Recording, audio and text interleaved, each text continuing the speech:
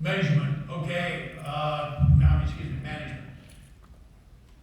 This is a process. Have lots of things you measure, but here's the key to measurements. My friends, there have to be consequences to measurements. And that isn't always negative. That isn't always negative.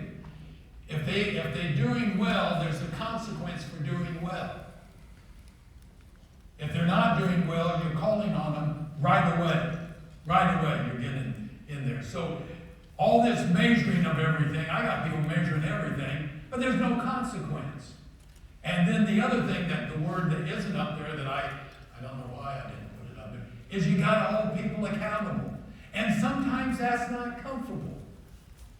Especially if you happen to be a high social. If you're a touchy-feely, high social person, it's not comfortable to sit down and say, hey, Chip, I like that. Hey, Chip, look at these numbers. Now, do you feel good? And the first thing, do you feel good about this? Yeah, of course I do. Yeah. Then do we really know their motivations? Do we really know what they're working for? And can they be buying the things they want? So anyway, management is holding people accountable. Management is measuring things and having consequences. So don't just have a bunch of numbers that you hold people, that you show people. Hold them accountable and be consistent with it. Problem solving, I'm going to blow through that. Create a loop. Have an action plan. Do you ever have an action plan? You're meeting, you all get together and, oh yeah, yes, oh, this is going to work. This is going to work. We're all jacked up. We all run out. Then about 2 weeks later, somebody comes over to you and says, hey, whatever happened to that? I thought it was a good idea. I don't know, didn't they tell you? They didn't tell me. What? And if you're working on the same dumb thing in another 6 months to a year, which my guess is a number of you are, you didn't have a closed loop. And the closed loop works this way. When you have a plan, you get up, you leave. The last step of a plan, hello everybody, the last step of a plan is the feedback revision. You talk about when are we going to feedback and how are we going to feedback. We're going to have another meeting, we're going to send out an email, we're going to have a voice, whatever it is. You have to have a feedback revision, or you just have a bunch of people running around, and we have a lot of great ideas.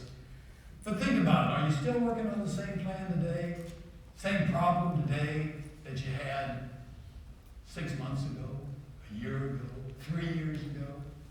It's kind of interesting. Always have a feedback revision. Let's flip that thing. Motivation, okay? I want to be clear. I love stimulation. I love stimulants. And by that I mean, hey, we got a problem. Sales are down. Hey, let's have a contest. Let's have a contest. We're going to have a contest. Everybody gets excited. And so we all run out and we have a contest. Or, this week we're going to give, at Thanksgiving, we're going to give everybody a turkey. We'll get frozen turkeys for it. Come in and get your turkey. Whatever, and stimulants are nice, but here's the thing. Stimulants are always short term. They're not lasting. Lasting motivation always comes from within. Lasting motivation always comes from within. You cannot motivate another human being. You can stimulate them, but you can't motivate them. Motivation comes from within, and you've got to get to know what's going on inside of your people. I want to tell a story. One of my favorite stories you haven't heard. A family goes out for dinner. It's a father, a mother, and their 7-year-old son. And it's a pretty nice place. It's kind of like, do they have hula hands down here in Florida? Applebee's? Do you have any of those? Kind of nice, tablecloth. Not real fancy, but nice. And probably a step above Applebee's. So they go out for dinner. And the waitress comes over and she says, hi, my name's Susie. She turns to the mother and says, ma'am, what would you like for dinner? And she says, oh, I would like some sushi. I can't even hardly say the word, but I'm from Kansas. I'll have some sushi, and I love a cup of that homemade mushroom soup.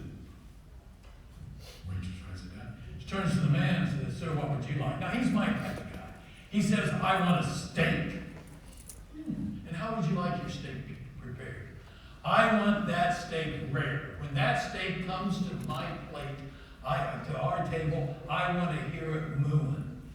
I want that thing just barely red. Oh boy, and what would you like to drink? Well, you know, I like a Pabst Blue Ribbon. He's really my kind of guy. Or a Schlitz. So then she turns to this little 7-year-old boy. And now the story begins. She says, son, what would you like? And the mother says, ma'am, what he'd like is a hot roast beef sandwich, mashed potatoes and gravy, green beans, and a glass of milk. The waitress doesn't say anything. She looks at the little boy and says, would you like a hamburger or a hot dog? The little boy thinks, hey, that's a pretty good deal. I'll have a hot dog. Would you like French fries or curlicues? And the mother, ma'am, what he'd like is a hot roast beef sandwich, mashed potatoes and gravy, green beans, and a glass of milk. Son, would you like curlicues or French fries? Curlicues. Then immediately the waitress has the program down now. She says, would you like a Coke or a milkshake? Now the mother's irritated. Ma'am, what he wants is a hot roast beef sandwich, mashed potatoes, green beans, and a glass of milk. Little boy says, milkshake.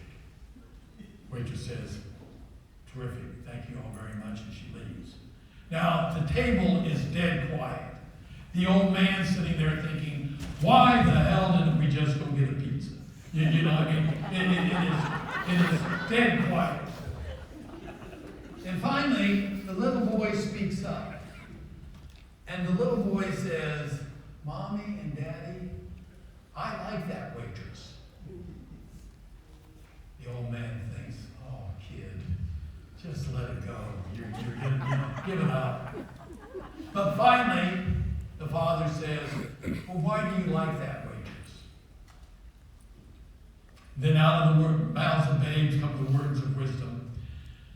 The little 7-year-old boy looks up and he says, I like that waitress. I like that waitress because she thinks I'm real. She thinks I'm real. And my friends, I bring you to the table now. You want to have lasting motivation in your company. Treat your people like they're real. Treat them like they're real, that they have problems at home. They have kids with dyslexia, and they have a lot of happinesses at home. But they're real human beings. And if you really believe that they're waking up in the morning trying to screw you and the company, then get rid of them. But otherwise, ask them how things, you know, I talk to receptionists a lot, and it always fascinates me how when you as the owner walk in there, how big a deal that is to them. And they'll say, oh man, I'll say, how you doing today? Oh, I'm having a bad day. Well, why are you having a bad day? Oh, Mr. So-and-so came in and I know he must be mad at me. He just walked right by me. Now you had some big decision on your mind. How am I going to keep these other marginal people? And so you ran. Treat them like they're real. People are real human beings, man. They have good things and good. It's life.